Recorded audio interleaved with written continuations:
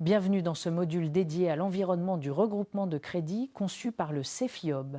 Nous allons explorer ensemble les fondements, les enjeux et les évolutions de la protection de l'emprunteur en France. Ce programme s'adresse aux professionnels de terrain soucieux d'approfondir leur culture juridique et opérationnelle. Il ne s'agit pas d'un cours réservé aux experts, mais d'un guide pratique pour accompagner durablement votre activité. Nous clarifierons les notions clés, parfois complexes, et vous aiderons à comprendre leur impact concret sur votre métier et vos échanges avec les clients.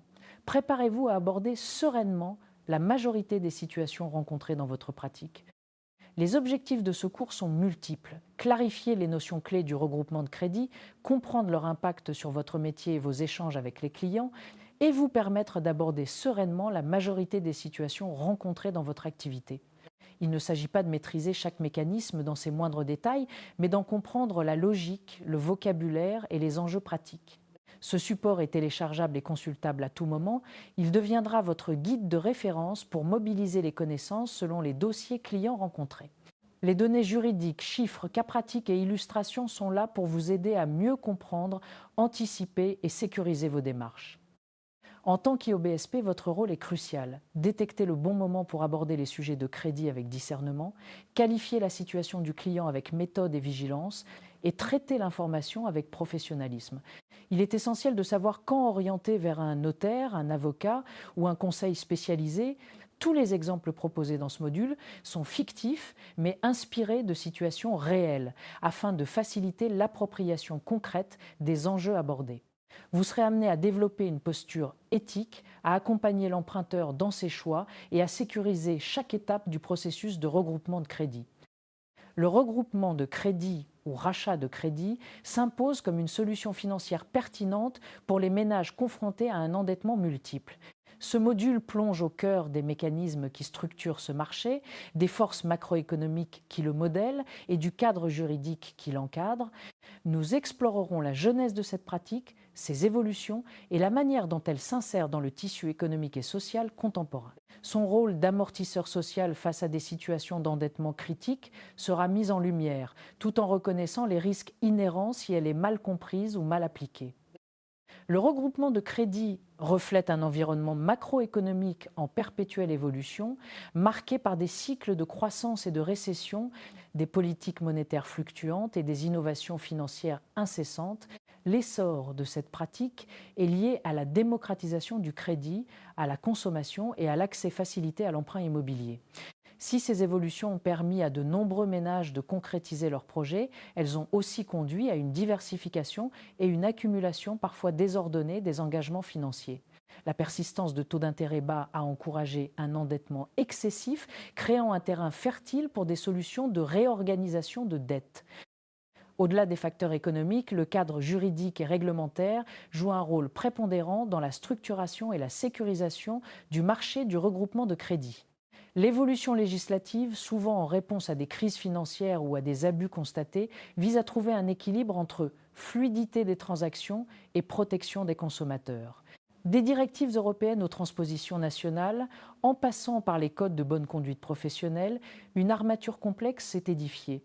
Cette armature définit les obligations des prêteurs et des intermédiaires, les droits des emprunteurs, les conditions de publicité, les modalités de contractualisation et les mécanismes de résolution des litiges. La problématique centrale de ce module réside dans la tension entre la fluidité et l'efficacité du marché du regroupement de crédit et l'impératif de protéger les emprunteurs, souvent en situation de vulnérabilité financière. Cette dualité est particulièrement aiguë dans le regroupement de crédit qui s'adresse fréquemment à des ménages déjà fragilisés par un endettement excessif. La fluidité du marché est essentielle pour permettre aux acteurs économiques d'opérer avec agilité, d'innover dans l'offre de produits et de garantir un accès au crédit pour ceux qui en ont besoin. Cependant, cette fluidité ne doit jamais se faire au détriment de la protection de l'emprunteur. L'histoire du crédit est jalonnée d'exemples où l'absence de régulation ou une régulation insuffisante a conduit à des abus, à des pratiques commerciales agressives, à des offres inadaptées et, in fine, à un surendettement accru des ménages. Le regroupement de crédit, s'il est mal conseillé ou mal structuré, peut paradoxalement aggraver la situation de l'emprunteur en allongeant excessivement la durée de remboursement, En augmentant le coût total du crédit ou en proposant des solutions qui ne tiennent pas compte de la capacité réelle de remboursement, l'IOBSP doit naviguer dans cet espace complexe en apportant un conseil éclairé, transparent et éthique. Ce module vise à doter l'IOBSP de compétences et de connaissances fondamentales et approfondies, indispensables à l'exercice éthique et performant de sa profession.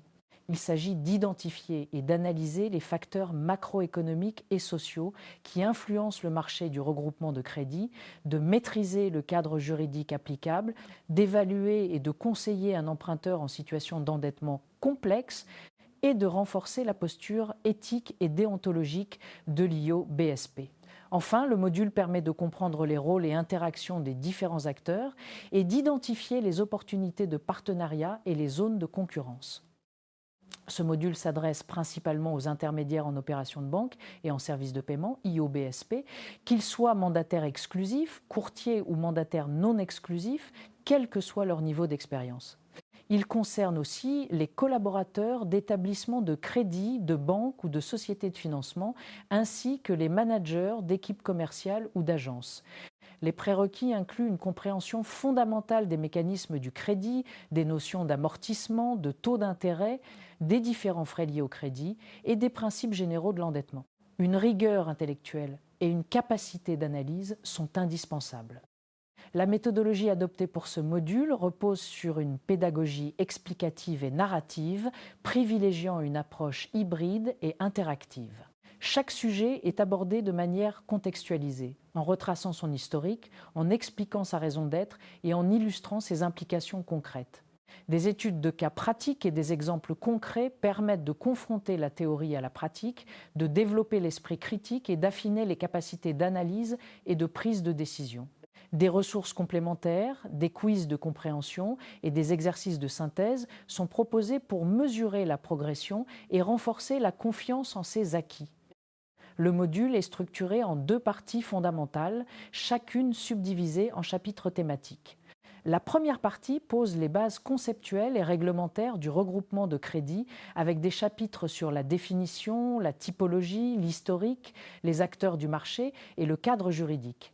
La seconde partie aborde les aspects opérationnels, les motivations des emprunteurs, les étapes clés du processus et les risques et dérives du regroupement de crédit.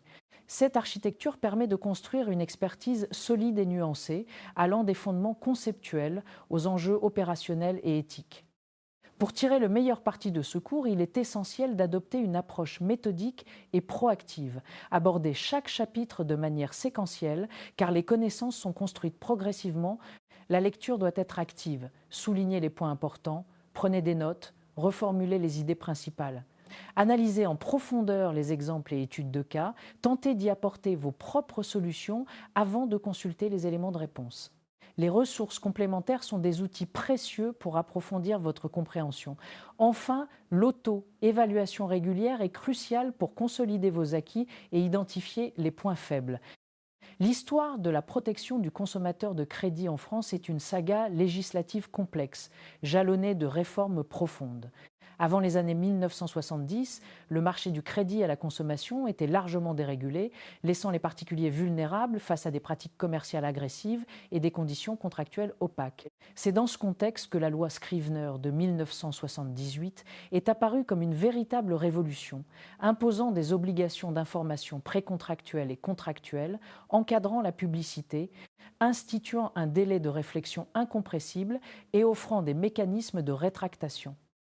La loi Scrivener de 1978 a jeté les bases d'un cadre protecteur en imposant des obligations d'information précontractuelles et contractuelles, en encadrant la publicité, en instituant un délai de réflexion incompressible et en offrant des mécanismes de rétractation. Elle a marqué un tournant décisif, reconnaissant que le crédit n'était pas un produit anodin, mais un engagement financier lourd de conséquences. Cette première pierre angulaire a posé les fondations sur lesquelles toutes les législations ultérieures viendraient s'appuyer, consolidant le principe fondamental de protection. La loi Mursef de 2001 est intervenue pour renforcer la transparence et la loyauté dans les relations bancaires et financières, mais aussi pour lutter contre le surendettement en améliorant les dispositifs d'alerte et de traitement. Elle a introduit des dispositions importantes concernant le droit au compte, le fonctionnement des commissions d'intervention et a consolidé les obligations des établissements de crédit en matière de conseil et d'information. Cette loi témoigne d'une prise de conscience que la protection du consommateur doit s'étendre à l'ensemble de la relation bancaire. La loi Lagarde de 2010 a apporté des modifications substantielles, notamment en ce qui concerne le crédit à la consommation. Elle a réformé en profondeur le régime applicable au crédit renouvelable en imposant une information plus claire sur le coût total du crédit et en limitant leur durée de vie. Elle a renforcé les obligations d'information précontractuelle, introduit la notion de devoir de conseil pour les prêteurs et donné de nouveaux outils à l'emprunteur pour mieux comprendre et maîtriser son engagement. La loi Lagarde a également eu un impact significatif sur l'intermédiation en opérations de banque et services de paiement. L'année 1978 marque un tournant fondamental dans l'histoire du droit bancaire français. Les Trente Glorieuses avaient démocratisé l'accès au crédit, mais cette expansion s'est faite dans un cadre réglementaire lacunaire. Les pratiques commerciales des prêteurs étaient souvent agressives, les informations fournies aux clients étaient parcellaires ou dissimulées derrière un jargon technique. Le déséquilibre contractuel entre le professionnel du crédit et le consommateur était flagrant, conduisant à des situations d'endettement excessif et à des litiges de plus en plus nombreux. La loi Scrivener est la réponse législative à cette urgence sociale et économique. L'introduction des lois Scrivener a eu un impact majeur sur les pratiques des établissements de crédit et des intermédiaires en opérations de banque. Avant 1978, la vente de crédit était souvent perçue comme une simple transaction commerciale. Avec l'avènement des lois Scrivener, l'IOBSP s'est retrouvé contraint de transformer radicalement son approche. L'information précontractuelle est devenue une obligation légale assortie de sanctions sévères en cas de manquement. L'offre préalable de crédit est devenue le pivot de la relation commerciale, imposant une transparence totale sur les conditions financières, les garanties et les modalités de remboursement. À la fin des années 1970, le marché du crédit, aux particuliers en France, était en croissance constante, porté par la consommation de masse et l'accession à la propriété. Le crédit à la consommation représentait une part significative du budget des ménages, avec une augmentation notable des prêts personnels et des crédits renouvelables. Le crédit immobilier était le moteur principal de l'investissement des ménages. Ce volume croissant de transactions, couplé à l'absence de régulation protectrice, a conduit à une augmentation du nombre de dossiers de surendettement. Les lois Scrivener ont cherché à apporter un équilibre pour soutenir le marché tout en le moralisant. Prenons l'exemple fictif de M. et Mme Duval, représentatif de nombreuses situations réelles avant Scrivener. En 1977, ce jeune couple rêvait d'acquérir sa première maison. Leur banque leur proposa un crédit immobilier, mais le contrat final contenait plusieurs surprises désagréables. Un taux d'intérêt effectif global supérieur à ce qui avait été annoncé, une clause de révision unilatérale du taux, des pénalités de remboursement anticipées exorbitantes et un langage juridique complexe. Les Duval se retrouvèrent dans une situation financière précaire, sans recours juridique efficace. Cette affaire illustre le vide juridique et le déséquilibre des pouvoirs avant les lois Scrivener. La problématique centrale réside dans l'analyse de la manière dont les lois Scrivener ont opéré une refondation complète de la protection de l'emprunteur en France. Il s'agit d'une révolution conceptuelle et pratique, marquant un avant et un après dans la relation de crédit.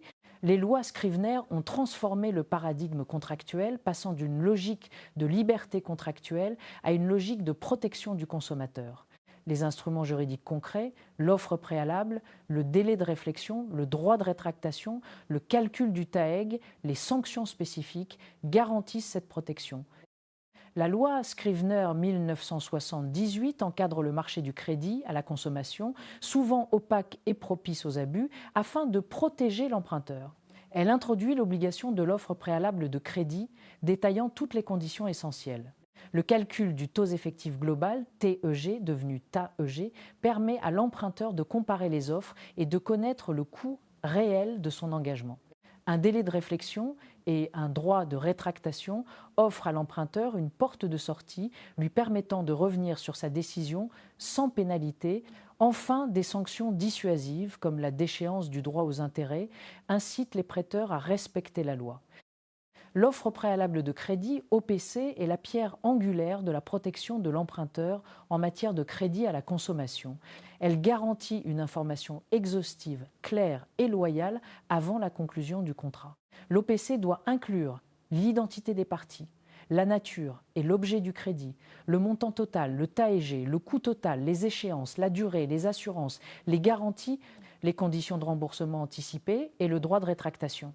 L'OPC doit être maintenu pendant un délai minimum durant lequel le prêteur est lié par son offre. En cas de non-respect, le prêteur s'expose à la déchéance de son droit aux intérêts. La loi Scrivener 1979 étend le dispositif de protection au secteur du crédit immobilier. L'offre préalable de prêt immobilier doit être faite par écrit et maintenue pendant une durée minimale de 30 jours.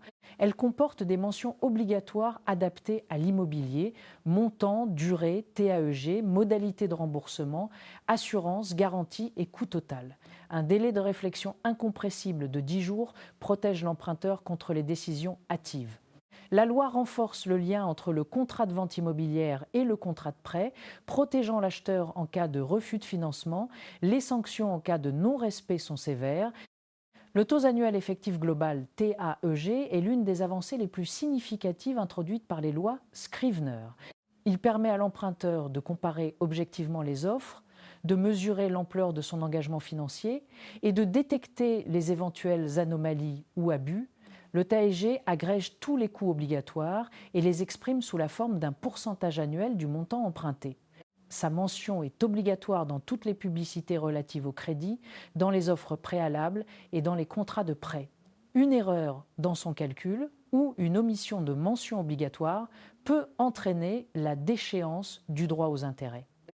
Les lois Scrivener ont institué la déchéance du droit aux intérêts comme sanction majeure en cas de non-respect des obligations légales. Cette mesure, d'une sévérité remarquable, contraint les professionnels du crédit à se conformer scrupuleusement aux nouvelles exigences. L'absence d'offre préalable, une offre incomplète, le non-respect du délai de réflexion ou du droit de rétractation, ou une erreur dans le calcul du TAEG peuvent entraîner cette sanction. Le prêteur perd alors le droit de percevoir les intérêts contractuels et l'emprunteur n'est tenu de rembourser que le capital emprunté. Cette sanction vise à inciter à la rigueur et à protéger l'emprunteur. En tant qu'IOBSP, votre rôle ne se limite pas à la présentation d'une offre de crédit. Vous devez accompagner l'emprunteur face à l'offre préalable en expliquant chaque point en détail, en utilisant un langage clair et accessible. Insister sur le TAEG, le coût total du crédit, les assurances, les garanties, le tableau d'amortissement, les délais légaux et les conditions de remboursement anticipées. Encourager l'emprunteur à prendre le temps de la réflexion, à comparer les offres et à poser toutes les questions. Documenter systématiquement la remise de l'offre et les explications fournies. Cette posture éthique et pédagogique renforce la confiance du client et sécurise la transaction. Les lois Scrivener, bien que datant de la fin des années 1970, demeurent des textes fondateurs dont les principes continuent d'irriguer la législation française et européenne. Leur pérennité s'explique par la pertinence intemporelle de leurs objectifs. Transparence de l'information, liberté de choix de l'emprunteur, prévention du surendettement. Cependant, le marché du crédit n'a cessé d'évoluer, se complexifiant avec l'apparition de nouveaux produits, la digitalisation des processus et l'intégration européenne. Cette confrontation d'approches entre les principes originels de Scrivener et les réalités contemporaines du crédit est essentielle pour comprendre les adaptations successives. Les mécanismes de transparence et les délais de réflexion, rétractation, conçus dans un contexte moins numérisé, restent pertinents face à la rapidité des transactions en ligne et la sophistication des produits financiers actuels. La transparence via le TAEG et l'offre préalable est un rempart indispensable contre l'opacité. Les délais de réflexion, rétractation sont garants d'une décision éclairée et protègent l'emprunteur des pressions commerciales. Cependant, leur application doit être réévaluée à l'ère du numérique en privilégiant une information plus pédagogique et adaptée à la complexité des produits. Les lois Scrivener ont posé les bases d'une prévention primaire du surendettement par l'information. Un emprunteur bien informé est moins susceptible de s'endetter au-delà de ses capacités. Cependant, les aléas de la vie peuvent précipiter un ménage dans le surendettement, même si le crédit initial était bien compris. La loi Neyertz de 1904-29, avec la création des commissions de surendettement et le FICP, complète Scrivener en offrant des solutions de traitement des situations d'endettement excessif. Les deux approches sont complémentaires et indispensables pour une protection globale de l'emprunteur. Le formalisme des contrats de crédit hérités de Scrivener est une garantie essentielle de la protection de l'emprunteur. L'exigence d'un écrit, de mentions obligatoires, d'un TAEG calculé selon une formule précise et de délais incompressibles protège l'emprunteur contre les engagements verbaux flous et les clauses abusives. Cependant, le formalisme peut devenir une contrainte excessive, générant des documents longs et complexes. La tendance est à une information plus pédagogique, tout en maintenant les exigences de fond. L'IOBSP doit s'assurer d'une conformité irréprochable au formalisme légal et veiller à la compréhension du client. La sanction emblématique de Scrivener, la déchéance du droit aux intérêts, est une mesure dissuasive et juste. Elle compense le préjudice de l'emprunteur qui n'a pas été correctement informé ou dont les droits n'ont pas été respectés. Cependant, elle peut être disproportionnée en cas d'erreur purement formelle, sans réel préjudice. Des sanctions graduées, en fonction de la gravité du manquement et du préjudice subi, seraient plus équitables. La jurisprudence a évolué vers une appréciation plus fine de sa mise en œuvre, cherchant à l'adapter à la gravité du manquement et à la réalité du préjudice. Les principes nationaux des lois Scrivener ont été influencés et adaptés par l'harmonisation européenne des normes de protection du consommateur de crédit. Les directives européennes ont permis de renforcer certains aspects et d'apporter une cohérence transfrontalière, parfois en allant au-delà des Scrivener.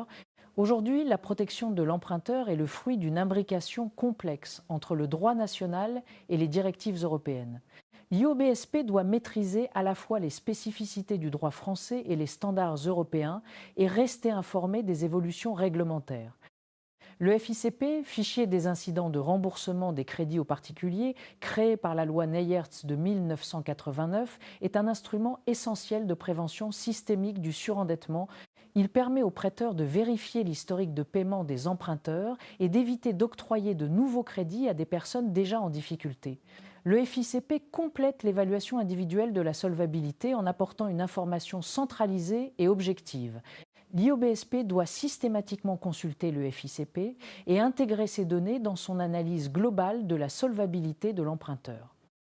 La publicité pour le crédit doit être loyale et non trompeuse. Les mentions obligatoires TAEG, durée, coût total, doivent être clairement visibles et ne pas induire l'emprunteur en erreur. La loi Scrivener a imposé des règles strictes pour éviter les pratiques commerciales agressives et les promesses irréalistes. La réglementation publicitaire du crédit vise à concilier attractivité et loyauté. L'IOBSP doit s'assurer que toutes ces communications publicitaires respectent scrupuleusement les mentions obligatoires et que le message est clair, non trompeur et ne crée pas de fausses attentes. Les lois Scrivener, conçues avant l'ère numérique, s'adaptent à la digitalisation croissante des processus de demande et d'octroi de crédit. Les principes fondamentaux, information, délai, offre préalable, restent robustes, que l'offre soit papier ou numérique. Cependant, la digitalisation apporte de nouveaux défis. Les algorithmes peuvent biaiser les décisions d'octroi. La rapidité des plateformes en ligne peut court-circuiter la réflexion de l'emprunteur. Il faut des régulations spécifiques pour encadrer l'intelligence artificielle dans le crédit, la protection des données et s'assurer que les délais de réflexion ne sont pas artificiellement raccourcis. La jurisprudence de la Cour de cassation a renforcé l'obligation d'information des prêteurs sur les assurances, même facultatives. Le prêteur doit informer l'emprunteur de manière claire et précise sur le coût de l'assurance et sur la possibilité de souscription auprès d'un assureur tiers. Le défaut d'une telle information dans l'offre préalable justifie la déchéance du droit aux intérêts. L'IOBSP doit proposer l'assurance du prêteur, mais aussi informer le client de son droit de choisir une assurance externe de garantie équivalente. Une erreur dans le calcul du TAEG, même minime, ou l'omission de frais dans son calcul, entraîne la déchéance totale du droit aux intérêts. Le préjudice de l'emprunteur n'a pas à être prouvé car le défaut d'information sur le coût réel du crédit est un préjudice en soi. L'IOBSP doit s'assurer que le TAEG est calculé avec la plus grande précision, incluant tous les frais obligatoires. Utilisez des simulateurs certifiés et consultez un expert juridique en cas de doute. Le non-respect du délai de réflexion de 10 jours en matière de crédit immobilier entraîne la nullité du contrat de prêt, même en l'absence de préjudice prouvé par l'emprunteur. Ce délai n'est pas une simple formalité, c'est une condition essentielle de validité du contrat. L'IOBSP doit impérativement informer l'emprunteur de ce délai incompressible et s'assurer de la preuve de la date de réception de l'offre par l'emprunteur. L'absence totale d'offres préalables de crédit à la consommation entraîne la déchéance totale du droit aux intérêts du prêteur. L'IOBSP doit s'assurer qu'une offre préalable est systématiquement émise dans les formes requises avant la conclusion de tout contrat de crédit. Mettre en place des processus internes garantissant la production et la remise de l'offre préalable avant toute signature est essentiel. À défaut de preuve de la date de réception de l'offre préalable, le délai de rétractation n'a pas commencé à courir et le prêteur est déchu de son droit aux intérêts. La preuve de la remise de l'offre préalable et de la date de sa réception incombe au prêteur. L'IOBSP doit conserver une preuve de cette information et s'assurer que le client a bien assimilé les délais de protection. L'exploration des lois Scrivener I et II, puis l'incursion dans la loi Neyerts, nous ont permis de tracer une généalogie législative fondamentale en matière de protection de l'emprunteur. Ces textes représentent des ruptures paradigmatiques, des moments charnières où le législateur a décidé d'intervenir pour rééquilibrer la balance. La loi Scrivener Ier, en instaurant l'offre préalable obligatoire, le délai de rétractation et le calcul du TAEG, a posé les jalons d'une consommation de crédit plus éclairée. La loi Scrivener II a transposé ces principes au crédit immobilier. La loi Neyerts a complété ce dispositif en s'attaquant au surendettement. Ces lois partagent une philosophie commune, la protection de l'emprunteur comme maillon faible du contrat. Ce chapitre a mis en lumière les fondements historiques de la protection de l'emprunteur en France à travers l'étude approfondie des lois Scrivener Y, crédit à la consommation, et Scrivener II, crédit immobilier, ainsi que de la loi Neyerts surendettement. Il a souligné l'introduction de dispositifs clés tels que l'offre préalable, les délais de rétractation et de réflexion, le TAEG, les conditions suspensives et les mécanismes de traitement du surendettement. Tous visent à rééquilibrer la relation prêteur-emprunteur et à prévenir les risques d'endettement excessif. L'offre préalable de crédit OPC cristallise l'ensemble des éléments essentiels du contrat de prêt et garantit une période suffisante pour examiner les termes et conditions.